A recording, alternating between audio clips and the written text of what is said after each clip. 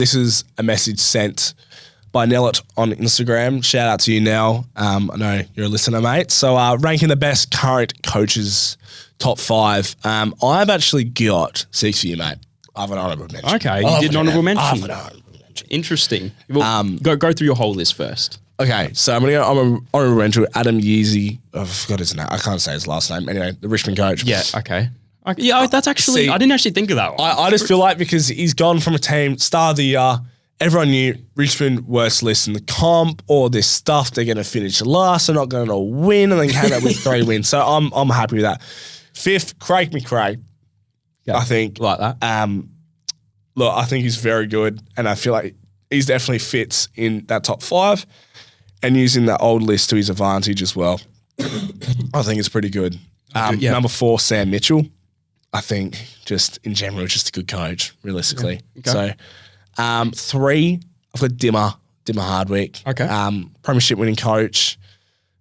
Was it? Oh yeah, he did win it 3 times, didn't he? With Richmond. Yeah.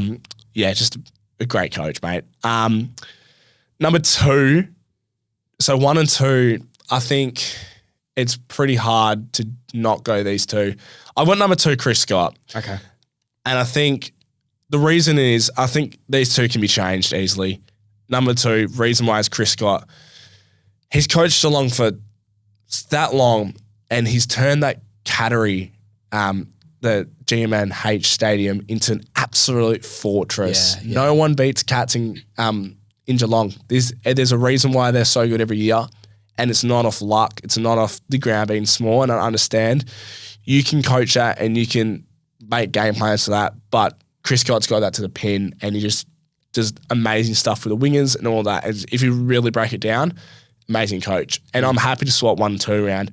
Number 2, Chris Fagan, and I think it really shows the last 3 years making 3 grand finals. That is so hard, and it's so hard in the modern era, and it's showed. And then for him to make a 3rd grand final, it's amazing. Yeah. So I think that's a pretty good list. That is a good list. I agree with most of it. I think you're probably going to, when I say my number 5, you're going to be like, what the hell? But just if you say, I swear to God, if you say, who's the Eagles coach? Andrew McCullough. If you say Andrew McCullough or Justin Long, I'm going to lose my shit. I'm not going to go that far because, mate, like I know I'm a bloody delusional Eagles fan, but I'm not going to go that far. We won 1 game. you can't warrant that. Okay, so I didn't have an honourable mention, but my number 5 is Chris Scott. Very low on the list. What? Yeah, see, I know your reaction. See this and what? Why is he 5th? So I just think I think Geelong just have such a good list he's a great coach, okay? Hence why he's in the top 5. But I think the ones I put above are more warranted to have coached the sides that they have it's a bit more impressive, if that makes sense. Like, I think Geelong just have they've got Dangerfield, they've got Cameron, they have some outstanding players, right? Which makes it, I guess, easier to coach, right?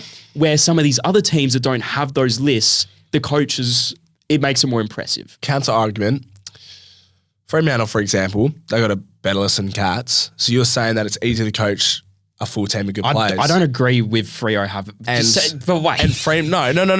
And Fremantle have, some of the best players in the comp, and we're sitting, nearly missed the finals, and you're saying that it's easy to coach good players. I feel like you need to have a system.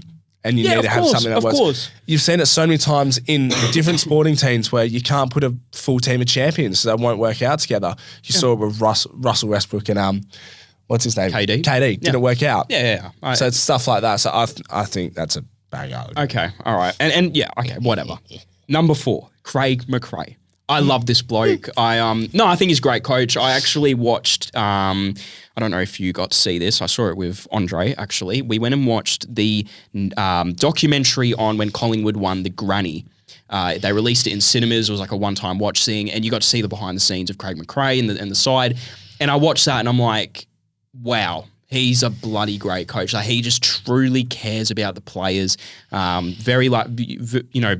Values are important to him, and I think that makes a great coach. So that's why he's my number 4.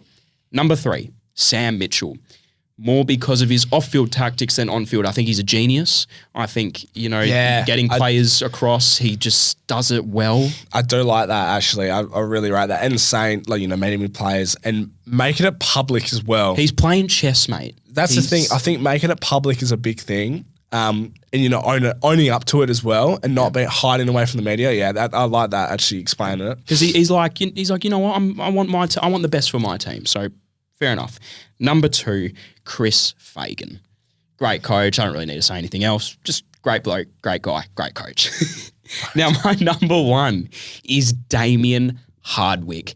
This guy is outstanding. He is, mate, and you know what sealed this for me? The Freo game. When he made that move of putting Mac Andrew, the counter argument with this is it's literally just moving one person. No, but I'm not just using that. I'm just using that. That's what sealed him as the number 1. I saw that and it reminded me what he did with Richmond, and he's made Gold Coast into a finals team. It's as simple as that. And I think, like an example, you put, oh my God, I've had a mental blank. North Melbourne coach, great coach. Used to coach Hawthorn. What's his name? I know. I've had a mental blank. I'm not going to be able to remember it now because I'm under pressure. Just say the name. Alistair Clarkson. Yeah, Alistair Clarkson. Thank you very much. So, you grab someone like him, great coach for Hawks. There he goes to North Melbourne. Has he done what Damien Hardwick has done with Gold Coast? But has he had the list to do it with? I think not far off from Gold Coast. Not far off. Not far off. Not as far off as we think. Jack Darling forwards. Don't do that. Not far off. No. You're naming Ben King and they've got Jack Darling. It's a big difference. Oh my God. We're not going to get into this. We can leave that to another episode. That's a good argument, actually, North Melbourne and Gold Coast and the differences there. But yeah, number 1 is definitely Damien Hardwick for me. Yeah, look, I don't know if I... You don't agree with my list? I don't, no, because you've just said... Hold on. Let me bring up the team. You've just said... So, yeah. Look, understand. You've got Jack Darling, mate. It's just... The list is... Like, you've got Nick Larkey, Paul Curtis, Cam Zerha. They're your top 4 goals. And then you got, like, Cody McKercher. Okay, maybe I dragged it out a bit, really? Not far off. But really? No, but I just think that doesn't take away the fact from me thinking and knowing that Damien Hardwick is an amazing coach and I'd want him as my coach for my team. Yeah, I do agree, but I think it's really hard to shy away from Chris Fagan. Do you have Fagan in your 5? Yeah, he was my number 2. Okay. He was You're kidding me. I can't see the footy. So he's gone and his pants during the second quarter.